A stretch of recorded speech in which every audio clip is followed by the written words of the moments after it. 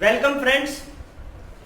आज मैं आपके पास लेकर के आया हूं वो वीडियो जिसे लेकर के सबके मन में कुछ ना कुछ सवाल है। सीबीएसई ने अभी क्राइसिस हमारा चल रहा है, कोरोना क्राइसिस चल रहा है, आप देख रहे हैं एजुकेशन इंडस्ट्री जो है सबसे ज़्यादा इफेक्टेड हुई है। अभी तक हमारे स्कूल्स, कॉलेजेस, जो भी एजुकेशनल इंस्टीट्यूट्स हैं रीओपन नहीं हुए हैं। ऐसे में कई सवाल आते हैं। अब चूंकि मैं अपने वीडियोस को सीबीएसई के 12th स्टूडेंट्स जो हैं, सीबीएसई कॉमर्स में जो 12th के स्टूडेंट्स हैं जो अपेयर हो रहे हैं, वहां तक लिमिट कर रहा हूं, वहां तक सीमित रख रहा हूं। तो मैं कुछ ना कुछ आपको अपडेट देना चाहता हूं, जो भी हमें सीबीएसई से अपडेट मिलता है। डेली कुछ ना कुछ सीबीएसई की तरफ से आ रहा है, लेकिन कुछ जरूरी चीजें होती हैं जिसे अच्छे से समझना बहुत जरूरी है। उसी में एक बहुत इंपॉर्टेंट चीज है सिलेबस अपडेशन जो हुआ है 2020-2021 2020-21 का जो एग्जामिनेशन सेशन है, जो स्टडी सेशन है, उसमें कुछ चेंजेस किए। बात शुरू से ही चल रही थी, सीबीएसई शुरू से कहता आ रहा था कि हम कुछ सिलेबस में चेंजेस करेंगे। न्यूज़ ये थी कि 30% तक जो है सिलेबस में चेंज हुआ है।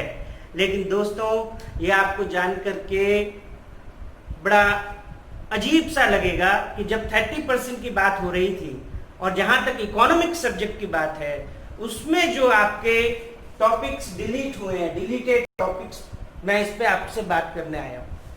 तो ये जो डिलीटेड टॉपिक्स हैं, क्या वाकई 30% कोर्स हमारा ले जा रहा है? नहीं। जहां तक इकोनॉमिक्स की बात है, इकोनॉमिक्स में आपको पूरा पढ़ना ही पड़ेगा। हालांकि कुछ टॉपिक्स आपके डिलीट हुए हैं, वही मैं आपको यहाँ बताऊंगा, लेकिन हमें अपनी फ्यूचर स्टडीज को देखते हुए, आगे की पढ़ाई को देखते चीज़ों से किनारा नहीं कर सकते। ये और बात है कि ये जो टॉपिक्स डिलीट किए हैं इसमें से आपको इवैल्यूएट नहीं करना पड़ेगा। क्वेश्चंस आपको हो सकता है नहीं आए, इवैल्यूएशंस नहीं हों, लेकिन जब हमारी स्टडीज एक फ्लो में चलेगी, हम अपने टॉपिक्स को पढ़ेंगे, तो वहां इसका जिक्र आना जरूरी है। अब हम ये जान लेते हैं कि क्या चीज है जो डिलीट हो चुकी है। यानी आप पढ़ाई करते वक्त जब आप पूरा सिलेबस देख रहे हैं, तो ऐसे कौन से टॉपिक हैं जहां आपको बहुत ज्यादा स्ट्रेस देने की जरूरत नहीं है।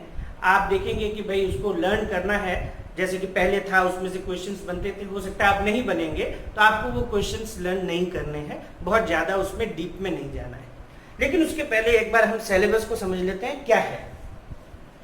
देखिए, मैंने यहाँ पे आपके लिए इसको नोट डाउन किया है। सिलेबस में हमारे पास 2 किताबें हैं, introductory macro economics, Indian economic development. ये सेशन 2019-20 में 11th से ट्रांसफर होकर के आया है, इंक्लूड किया है 12th में, और जो 12th में माइक्रो इकोनॉमिक्स थी उसे 11th में इंट्रोड्यूस किया है। तो ये एक बहुत बड़ा चेंज था जो सीबीएसई ने शायद पहली बार किया है कई सालों में। तो यहाँ आपके पास 2 किताबें हैं, introductory macro economics, Indian economic development. जहां तक national income and related aggregates है, ये आपकी पहली यूनिट है मैक्रो इकोनॉमिक्स की। कई सारी किताबें हैं, बहुत सारी किताबें मार्केट में आती हैं जिसमें छोटे छोटे चैप्टर्स डिवाइड कर दिए हैं, कहीं पे नेशनल इनकम के कॉन्सेप्ट बता रहे हैं। ये सब मैं आपको बता चुका हूँ, वीडियो हमारा इस पर हो चुका है, ठीक है ना। लेकिन ये जो पूरी यूनिट है, इसमें से कोई चेंजेस नहीं हुआ है।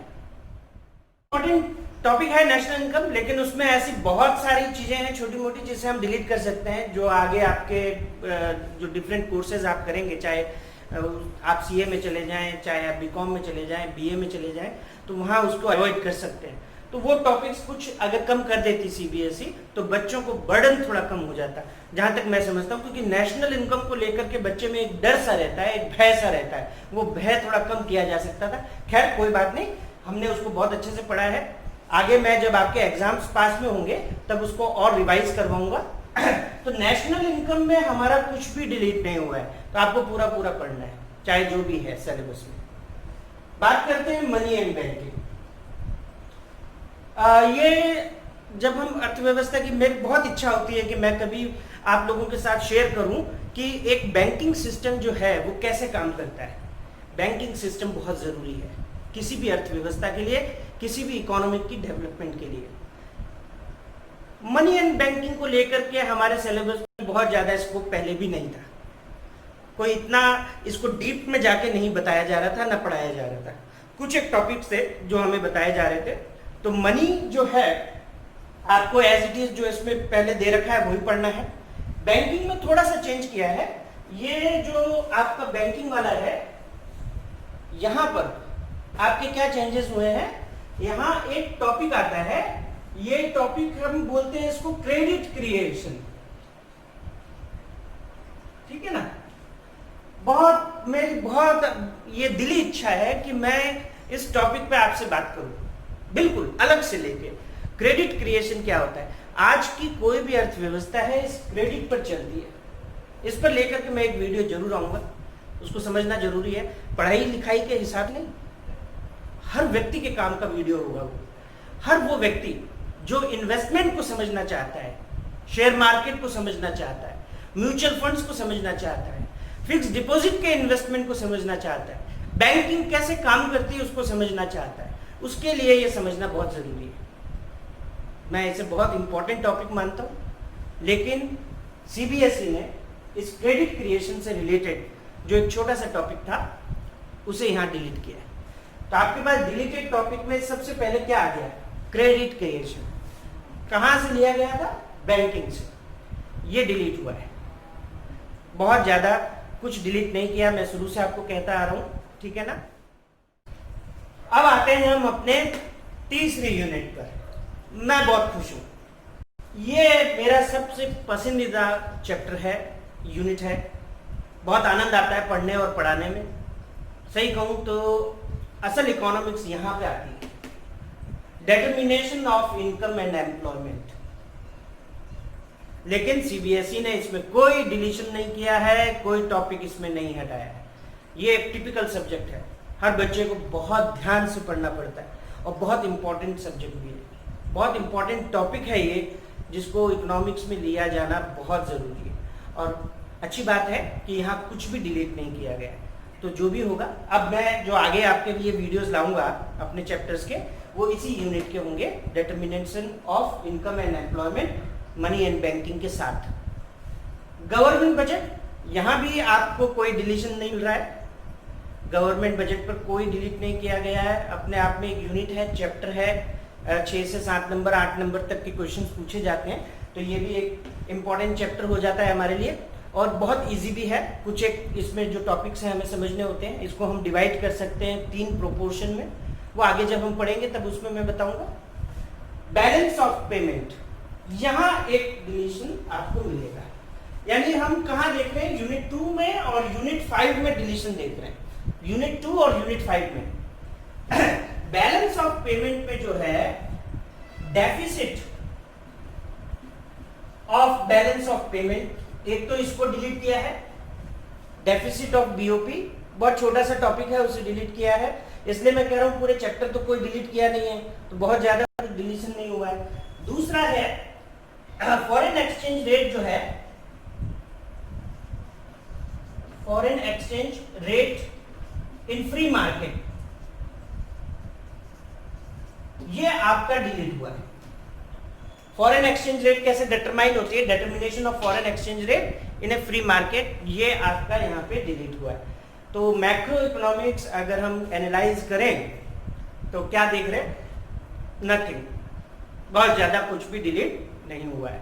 पढ़ना उतना ही है, पढ़ाई पर पूरा ध्यान रखें। स्कूलें कब खुलेंगी, नहीं खुलेंगी, क्या होगा, ये सब भविष्य की बात है, लेकिन भविष्य की तैयारी हमें रोज करनी है, आज से करनी है, अभी से करनी है, इस तैयारी को खत्म नहीं करना है। अब हम आते हैं अपनी दूसरी बुक पर। So Indian economic development is our second book, another book in the 12th course, economic course. इसमें आपके पास 3 यूनिट है और 10 चैप्टर्स हैं। एक बात मैं बहुत आपके साथ शेयर करना चाहूंगा कि आप कोई भी किताब पढ़ो, कोई भी पढ़ो, ठीक है ना, लेकिन एनसीईआरटी की इंडियन इकोनॉमी आपके पास होनी चाहिए। एनसीईआरटी की जो पब्लिश्ड इंडियन इकोनॉमिक बुक है वो आपके पास होनी चाहिए, क्योंकि वो ऑथेंटिक बुक है क्योंकि डेटास की प्रॉब्लम आती है इंडियन इकोनॉमी में। मैं आगे जब भी इंडियन इकोनॉमी लेकर के आऊंगा ना, आपसे इस पर खूब बात करूंगा। आप कई किताबें पढ़ेंगे, इसमें ये डेटा है, इसमें वो डेटा है, अलग अलग सर्वे के डेटाज आ रहे हैं, अलग अलग इंफॉर्मेशन आ रही है, याद रखने में प्रॉब्लम होती है। लेकिन सीबीएसई जो है, जिसको मान्यता देता है, जिस पर इवैल्यूएशंस होते हैं जिन आंसर्स को लेकर के, वो आपको एनसीईआरटी की जो बुक है उसमें से आएगा। तो ये मैं आपको यहाँ बता दे रहा हूँ, इसको ध्यान रखिएगा, याद रखिएगा, आपके पास एनसीईआरटी की बुक जरूर होनी चाहिए। इसमें हमारे पास 3 यूनिट्स हैं और टोटल 10 चैप्टर्स हैं। जैसा मैं कहता आ रहा हूँ, डिलीशन बहुत ज्यादा नहीं हुआ है, अच्छी बात है। Development experience and economic reforms, यहाँ इस यूनिट में हमारे पास 3 चैप्टर्स आते हैं। Indian economy at the time of independence, on the eve of independence, पहला चैप्टर आ जाता है। इंडियन इकोनॉमी ड्यूरिंग 1950 टू 1990 आ जाता है, सेकंड चैप्टर। और इकोनॉमिक रिफॉर्म्स, तीसरा चैप्टर। कोई डिलीशन नहीं है, नो डिलीशन। इस चैप्टर में कोई डिलीशन नहीं है, आपको सारा पढ़ना है। और डिलीशन नहीं है आपके थर्ड यूनिट में। ये एक चैप्टर है जिसमें हम चाइना, पाकिस्तान और इंडिया की इकोनॉमी को कंपेयर करते हैं और कई तरह के इंडेक्सेस के बारे में पढ़ते हैं, जिनके आधार पर हम ये कह सकते हैं कि कौन सी अर्थव्यवस्था बेहतर कार्य कर रही है, विकास कर रही है, डेवलपमेंट हो रहा है। There are several different types of indexes over which we can analyse whether the economy is progressing और not. It is given in this chapter, development experience of India with China and Pakistan. So there is no deletion, यहां पर कोई भी आपका topic delete नहीं हुआ है। ये कंपैरिजन आपको करना है। ये जो पहला यूनिट है, इसे आप हिस्ट्री समझ लीजिए, हमारी अर्थव्यवस्था के, हमारे विकास की, कैसे हिंदुस्तान आगे बढ़ा है आजादी के बाद, उसकी एक हिस्ट्री है। उस हिस्ट्री को हमें यहाँ पढ़ना है, बहुत जरूरी होता है अपना भविष्य जानने के लिए, वर्तमान को समझने के लिए। हम क्यों हैं, कैसे हैं और हम कैसे होंगे, इसकी जानकारी हमें हमारे पास्ट से मिलती है। इसलिए ये यूनिट भी आपके लिए बहुत इंपॉर्टेंट है, जिसे सीबीएसई ने नहीं छुआ, कोई डिलीशन नहीं हुआ है। और वहीं आपका थर्ड यूनिट में भी कोई डिलीशन नहीं है, आपको एज इट इज सब कुछ पढ़ना है। तो फिर डिलीट कहाँ हुआ है, क्या हुआ है? डिलीट हुआ है इस सेकंड यूनिट में।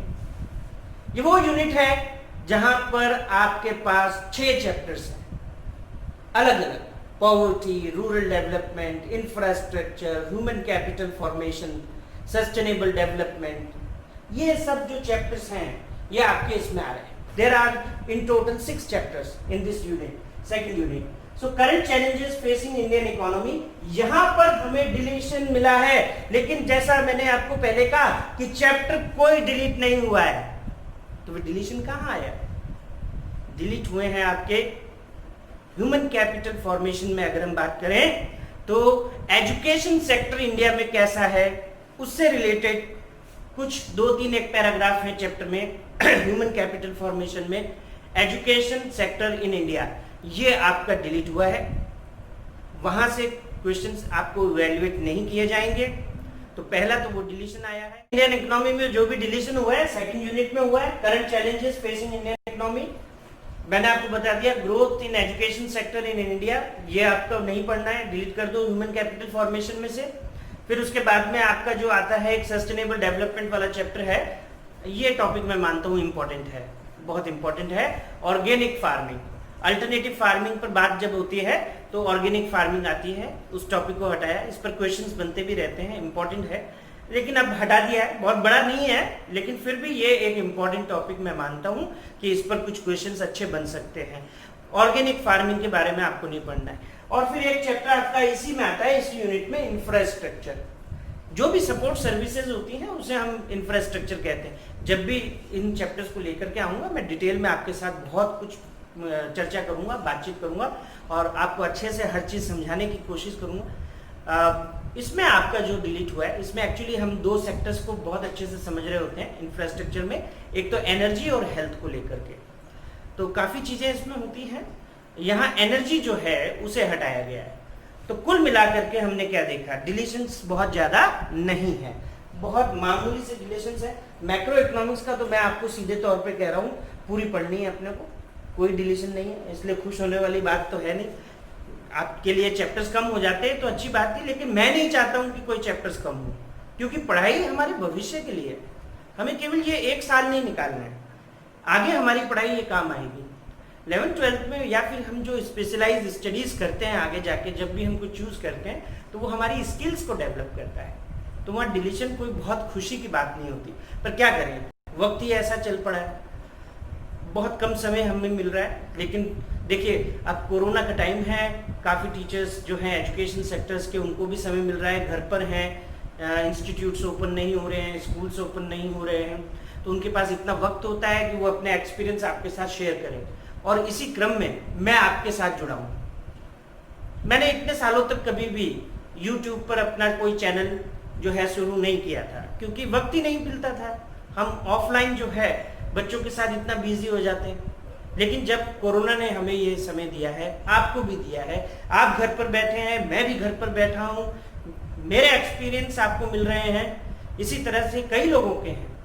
आप मेरा चैनल सब्सक्राइब कीजिए, समय समय पर मैं आपको बहुत सारी चीज़ें जो आउट ऑफ कोर्स है, कोर्स से अलग हटके हैं, जिन्हें हमारे जीवन में कहीं ना कहीं काम आना है, हमारी ज़रूरत है, वो मैं उस पर भी आपसे बात करता रहूँगा।